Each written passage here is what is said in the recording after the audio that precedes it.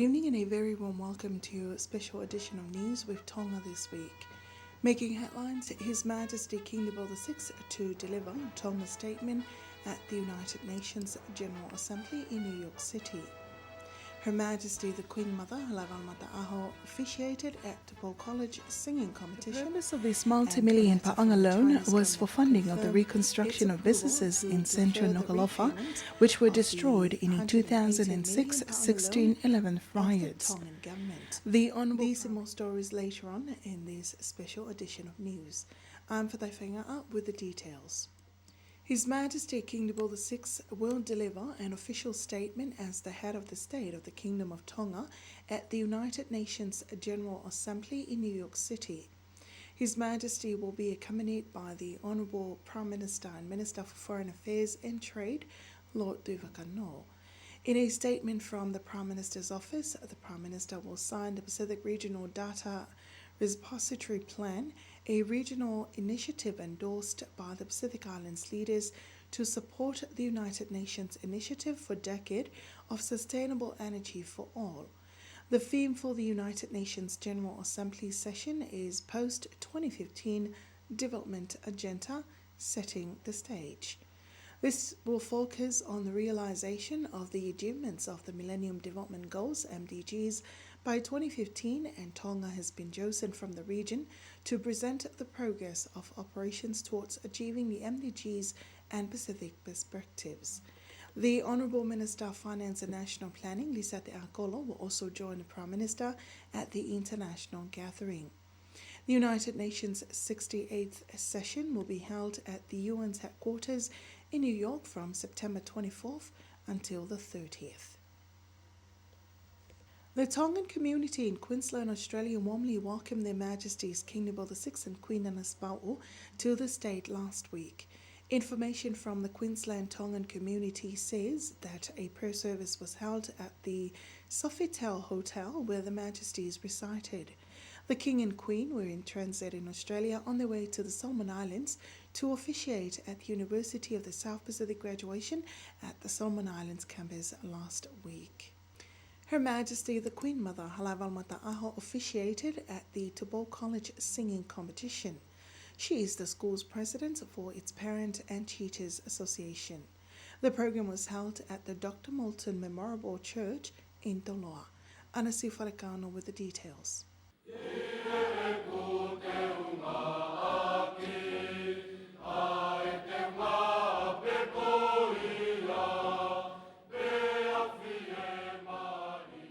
Students, parents, students and teachers of Paul College witnessed the outstanding performance of the students in the school's annual singing competition in Toloa. Present at the program was the Honourable Minister of Internal Affairs, Lord Vaya, Minister of Health, Lord Tuiahawhito, Minister of Police, Honourable Sosifa Tutafaiva, Lord Tangi of Waunukunuka, the President of the Free Wesleyan Church, Reverend Dr. Ahio, and many guests.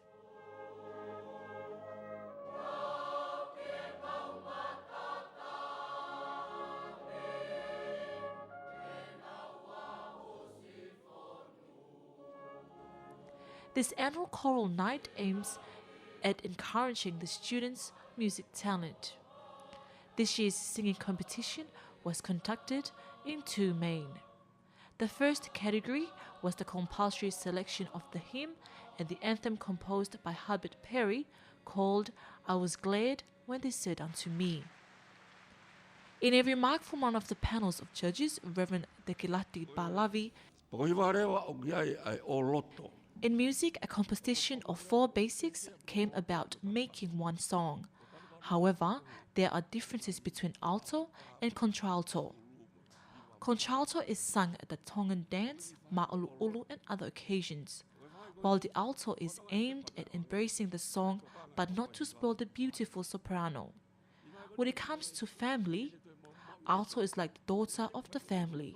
She will remain obedient and always follow her parents' footpath, but never to make decision.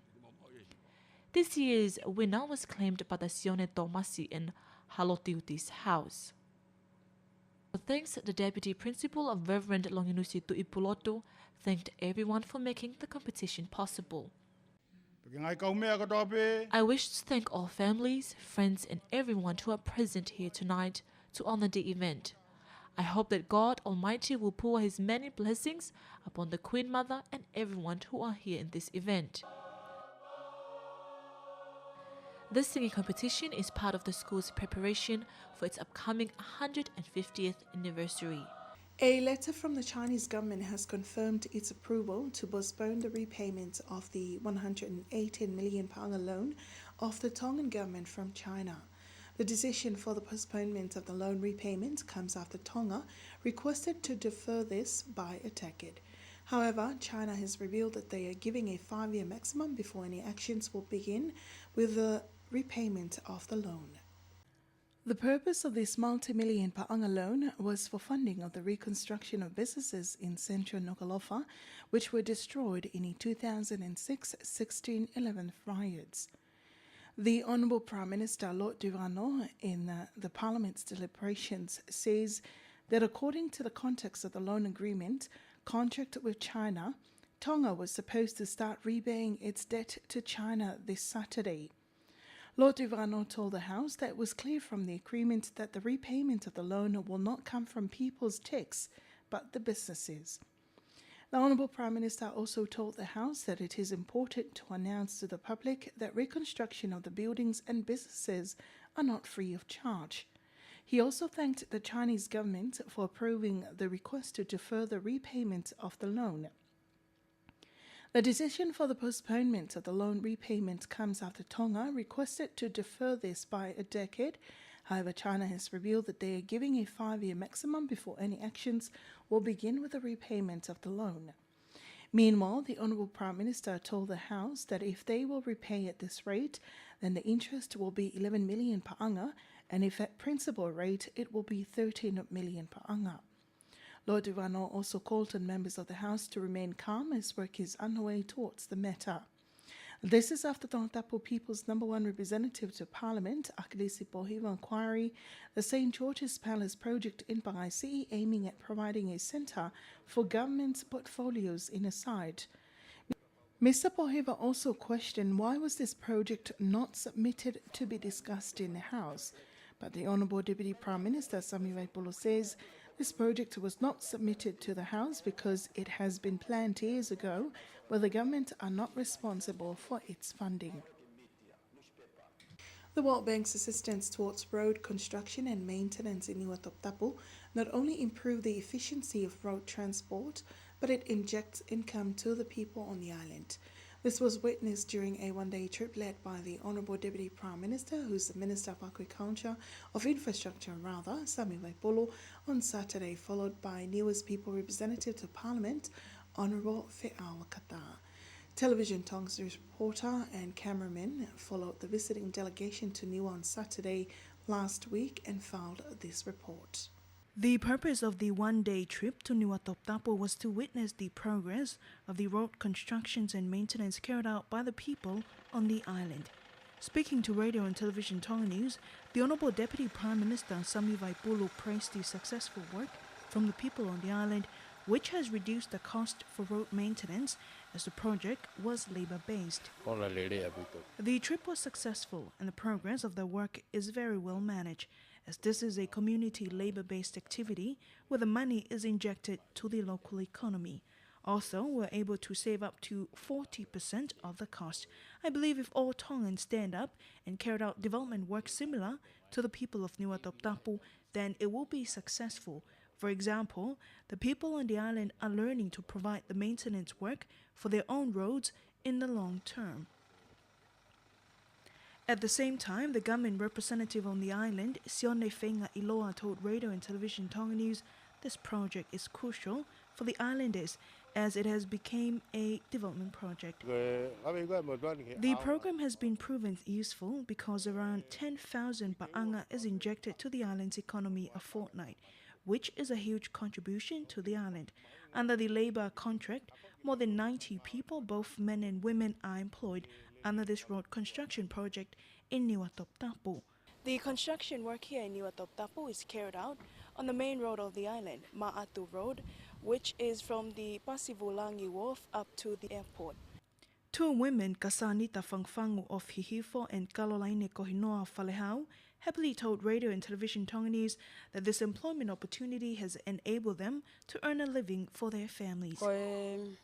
More than 20 women are taking part on this field project, helping the men on the island. This provides an opportunity for us as women because in return we receive payment. I believe only the people of Niua will feel the burden of this project, as we're the only people who will strive to complete it. This is a good initiative to provide employment opportunities for local people to earn income for their families. Also, the road maintenance helps to ensure efficient road transport for the island. Moreover, a young man who's amongst the labourers revealed that this contract has provided the youth on the island with employment opportunities. It's been a month since we started this project and we're happy to be employed by World Bank to conduct the road maintenance road and earn income for us youth. Looking after this project is Mr. Bruce Jackson from the World Bank's funded project, the Transport Sector Support Program. Speaking to Television Tonga News, Mr. Jackson spoke more of the project. What we did this time, rather than use a mechanised approach, we used a labour-based approach. So we used the input of labour with a small amount of hand tools and materials to do the job that we would normally do with heavy plant and equipment. So what we've been able to do over the last 6 weeks is to seal what is nearly the complete section of road from the marine port to the airport. And we've used an old technology, which is an emulsion seal, with a sand aggregate. So we've now overlaid what will be a good 60% of the roads, and we plan to do the remainder shortly. Mr. Jackson believes it is vital that this type of labour-based mechanism is practiced for every development project, as it has been proven cheaper and efficient. It's got huge advantages for bringing an injection of money or funds into an economy. This is the kind of cornerstone of the road maintenance fund, which is just about to start now. And we're going to use a lot of these approaches where we bring in a labour-based approach, so the end result is that we get a lot of employment come out of it rather than a lot of mechanised input. So it's a very exciting time, and I think in a way it's kind of back to basics to get a really good result. Yeah, it's the first one of this type that we've been involved with, yes, but we're assisting another program, being the post-tsunami reconstruction project on this one, but we're bringing our input and understanding of these type of processes to this project. Meanwhile, the acting director of the land transport sector, Tevita Lavemai, says the successful project is funded from the leftover grant from World Bank for the post-tsunami project. The funds are estimated at more than 400,000 pa'anga, which was divided for road construction and maintenance in Niuatoptapu. At present, the people of Niuatoptapu are putting final touches to the first step of the road maintenance, which is sand seal, a traditional method of road construction before applying the tar. Once the road construction project completes, there are plans to continue on to other roads on the island. For Television Tonga News, I'm Caroline Tonglava. There is a connection amongst families, children, and this year's theme for the International Day of Peace. The idea was brought up during a panel discussion on Radio Tonga conducted by the Honourable Chairman of the National Committee for Strengthening Capacities for Peace and Development, CBED, Lord Fafanua, and some members of the committee. The program was based on how Tonga values the theme for this year's International Day of Peace.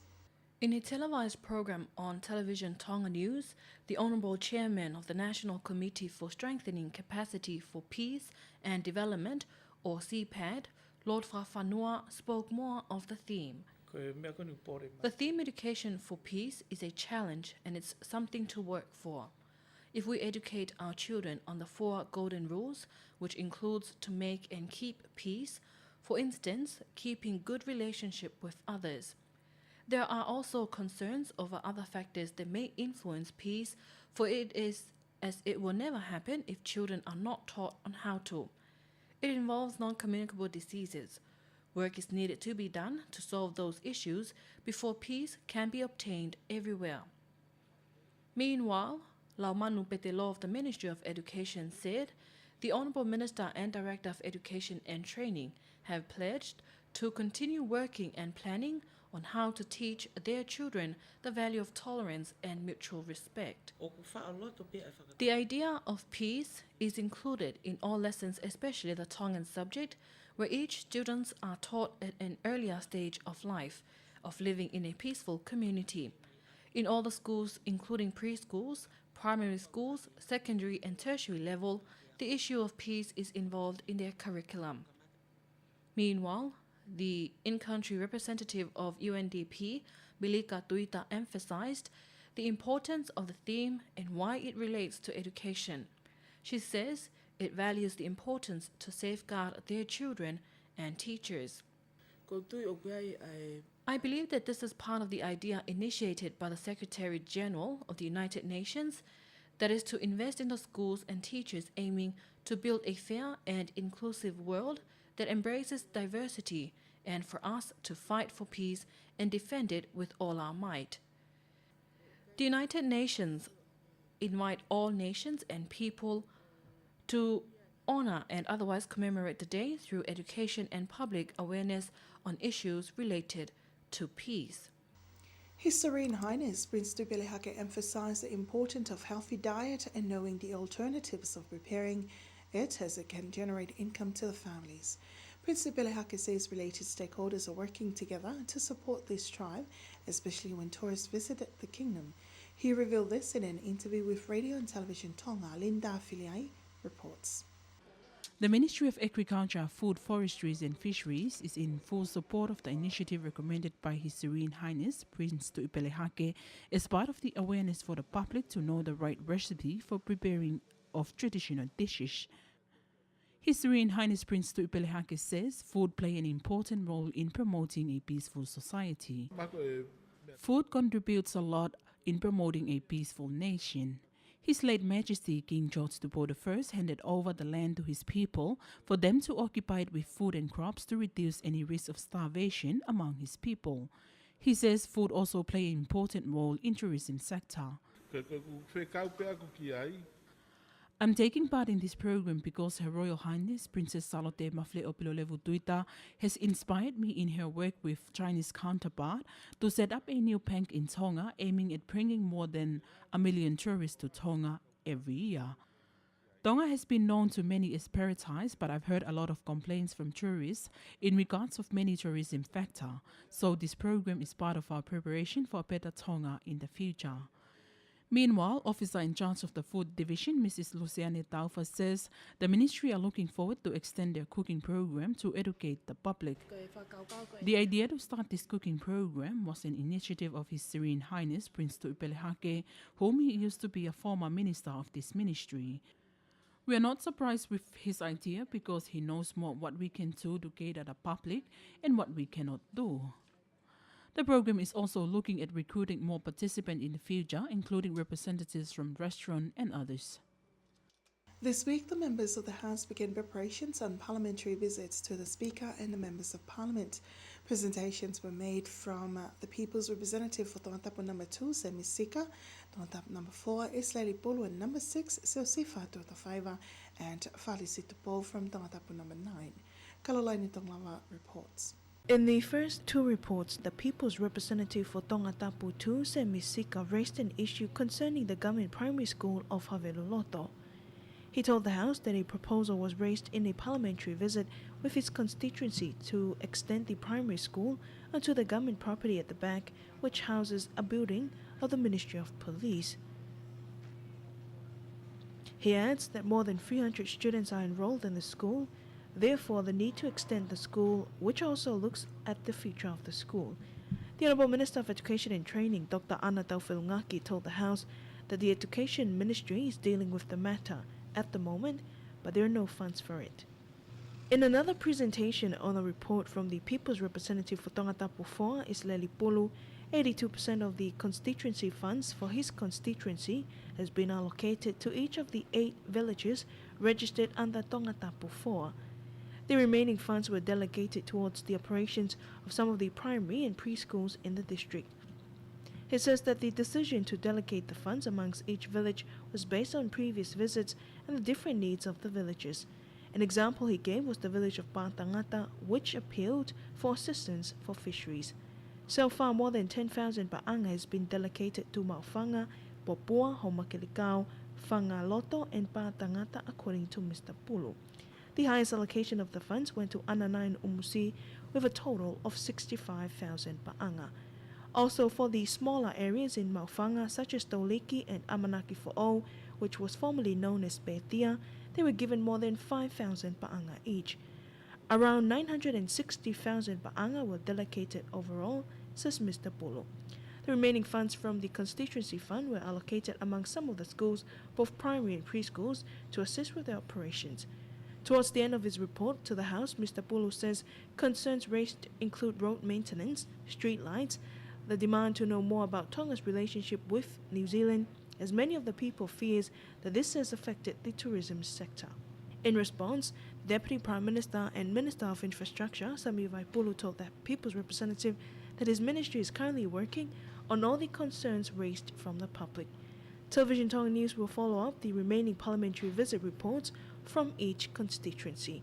For Television Tonga News, I'm Kalolaine Tonglava. Again in Parliament, the continuation of the presentation of parliamentary reports from the People's Representative stated that one of the most pressing and priority needs of the people of Tonga number 6 and number 9 is related to road maintenance.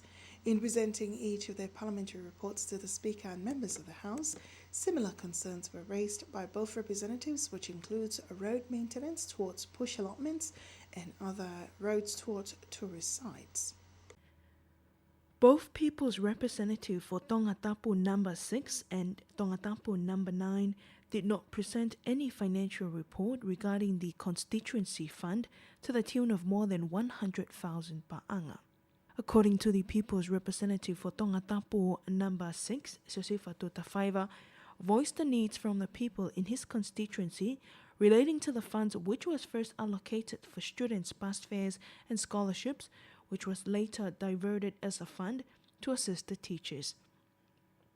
Another issue of concern from the people registered under Tongatapu number 6 was the legal age for the elderly citizens to benefit from government's elderly benefit scheme. Mr. Tutafaiva also told the House that the people in his constituency requested a special attention for community patrol officers. Also, from the parliamentary report presented by the People's Representative for Tongatapu number 9, Falis Tupo, similar concerns were raised by the Member Parliament. It includes the need for the road maintenance project to be carried out to some of the road towards bush allotments and the tourist sites, including the beaches. Mr. Tupo told the House this will help boost tourism sector as many of the tourist sites in Tonga are located in this constituency. During Mr. Tupo's presentation of his parliamentary visit report, he also spoke of the concern raised from the people in Tongatapu number 9 regarding the drainage systems in the village. The People's Representative for Tongatapu number 9 says the drainages are connected to the ocean, which affects the living organisms in the area. Therefore, this operation has affected people's livelihoods as many of the people in the area earn living from fishing.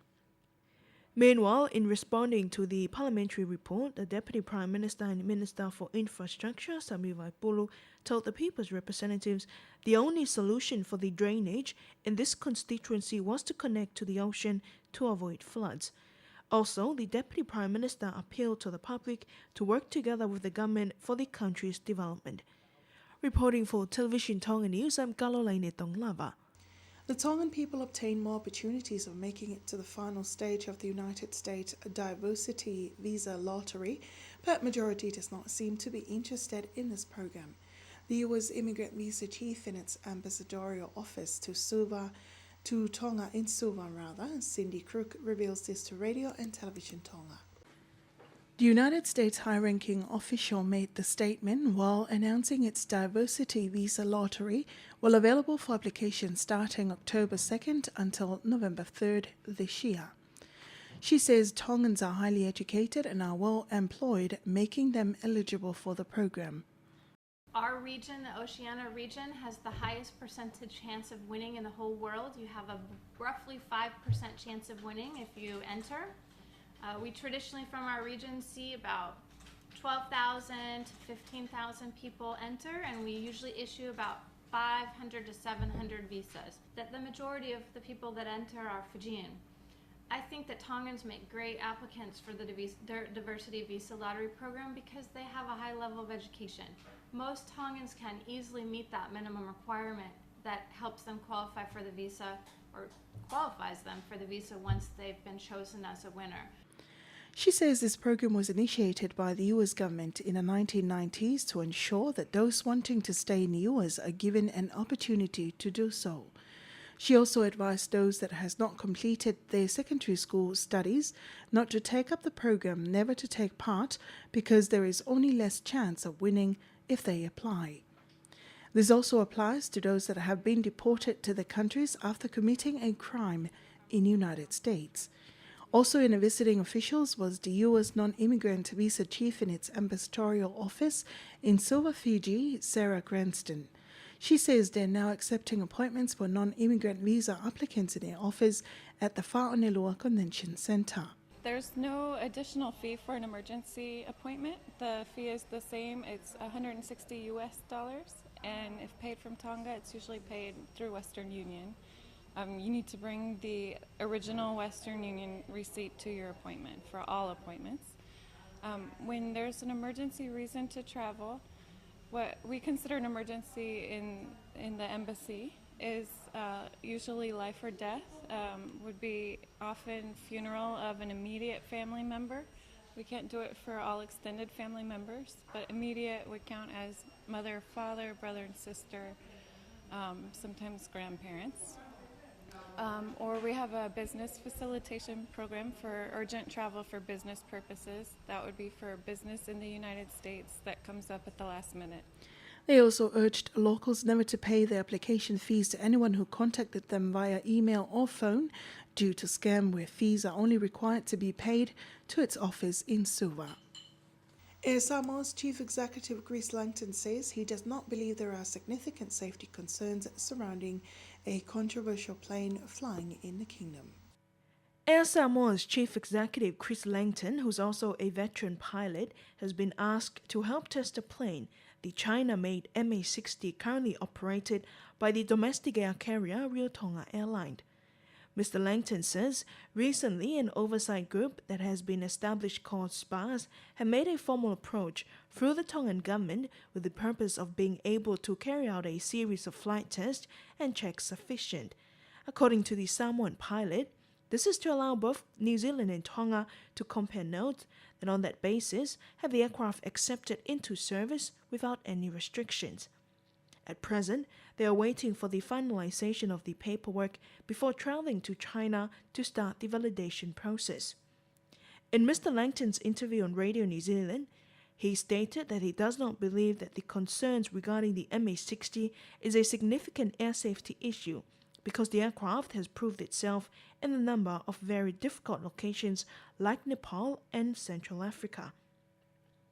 Mr. Langton believes there are areas where flight operations are fairly testy, so it doesn't necessarily mean that much in terms of some of the incidents that have been quoted in the press.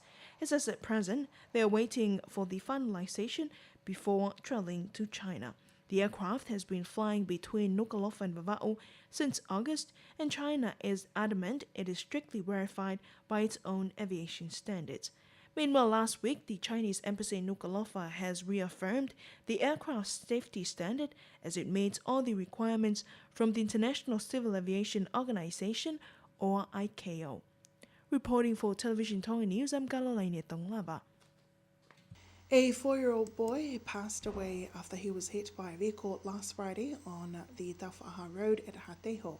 The Deputy Police Commissioner Sokai Matopoka revealed this to Radio Tonga News this week. Police have charged the driver of the vehicle, an 18-year-old girl who was driving without a license, for negligent driving and manslaughter. Deputy Commissioner of Police Matopoka urged the drivers to be cautious when striving to avoid such deadly incidents. Tonga has joined other countries around the world in marking the Ozone Layer Day this week. The theme is A Clean Atmosphere, the Future We Want. Tonga, amongst other 197 countries around the world, are marking the Ozone Layer Day September 16th, which is marked every year. According to Wikilotu Vunga from the Ministry of Environment, who's looking after the ozone layer projects, the ozone layer has been affected from dangerous gases when using the air conditioning devices and also the usage of refrigerators. There are a lot of health-related impacts of the ozone layer, including skin cancer, blindness, and also weakening the body's immune system. Many countries around the world, including New Zealand, have a huge number of patients suffering from skin cancer. Mr. Vunga added that it has been recognized worldwide the direct impact of this technology on the ozone layer in the 1970s. One of the advices we have received is to inform the public to wear sunglasses and a hat during a sunny day, also urging the public to stay in the shades. Countries around the world, Tonga included, are aiming to return back the ozone layer to its previous condition by 2060. The village of Mawhanga is embracing its elderly residents in a special retreat. The town officer Aloy Taisi Takao says it's important to make the elderly people feel loved and involved in a community. Anasi Falekano was there and filed this report. A special retreat for the elderly people of Mawhanga was held at the Free Wesleyan Church Hall of Mawhanga. It brought people together to share their memories and experiences with one another. Hosted by the Siliva Tumakifonua Foundation, a member of the foundation, Rodney Haver, says it is the first time for such an event to be held for the community. In this event, we just want to do something that the elderly people will like, make them have fun and know they're cared for. This is just the first part. We know not all the elderly people in the community are here, so we aim to have another program where we will make some visits to those who couldn't make it here. The Ma'awhanga town officer, Alotaisi Takao, speaks more about the elderly people in Ma'awhanga. The oldest resident in Mawhanga is 99 years old. We've got 8 people who are also in the 90s. There are 31 people between the ages 80 to 90, and most of the elderly people in their 70s and below. During this get-together, many of them said they were pleased to see familiar faces and friends whom they had not seen for more than 20 years. They reminisced about playing basketball or netball together in the old days. Meanwhile, the chief nurse of the Ma'awhanga district says they are working closely with the foundation to assist with the elderly people. We are working with the elderly people to monitor their health and whatever needs they have that we can help with. We are also working with the young mothers, pregnant women and the babies who cannot make it to the clinic for vaccination shots. We are making an effort to get to them and to ensure that they do get their vaccination shots. Many of the elderly people enjoyed the program, which was hosted for them. I'm very glad to have the opportunity to get out of the house and come to this program and socialize with others like myself. It gives me a good feeling. I thank God for still giving me life. One thing I seek of the Lord is to dwell in His temple all the days of my life. This is just a blessing for us all to meet and socialize with each other and just have a good day. This is the first phase of the program for the elderly residents of Ma'awhanga. In the phase 2, members of the foundation will pay home visits to elderly people who are bedridden or no longer mobile. The elderly participants were also given a medical checkup by the district nurse. A luncheon was provided for them by the Siliva Tumakifonua Foundation, which has 5 members. Related stakeholders are willing to improve service delivery for people with disabilities. That is the purpose of a one-day consultation to start drafting a national disability policy. The meeting was held at the conference room at Basilica. Sinilatu reports.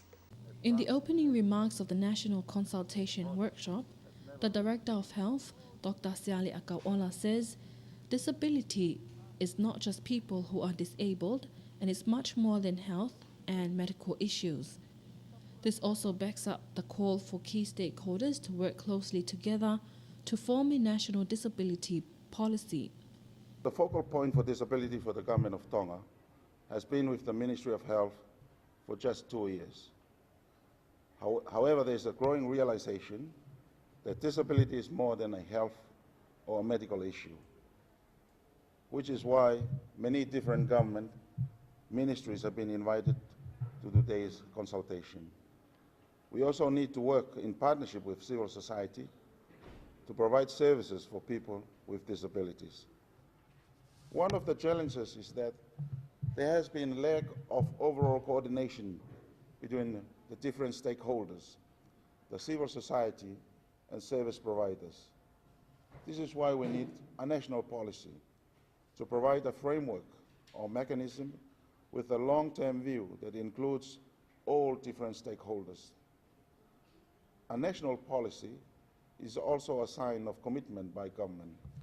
Meanwhile, in the vote of thanks from the Chief Executive Officer of Pacific Disability Forum from Fiji, Setareki Matanawai, says the national disability policy would assist people with disability to achieve their maximum potential and goals in life. We then hopefully come up with a draft. This is useful to help us, help the government, help people with disabilities benefit from a coordinated mechanism of service delivery, of protection of rights, of planning, of budgeting, allocation of budgets to the disability programs in the Kingdom of Tonga.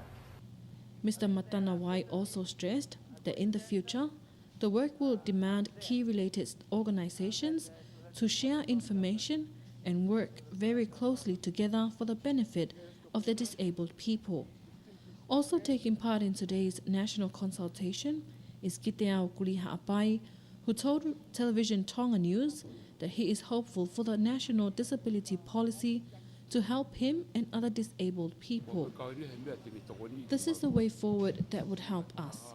I believe that we can still be educated, amongst other many things we are capable of doing. This encourages us to be better at what we do. The consultation workshop on national disability policy is a follow-up of a recent workshop on the Convention on the Rights of Persons with Disabilities, SRPD. The one-day national consultation was held at the Basilica Conference Room.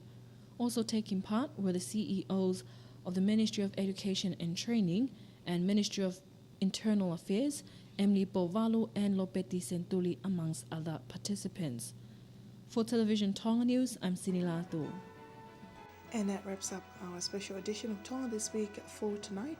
Thanking you all for joining us. I'm Fatai Whenga. Have a pleasant evening.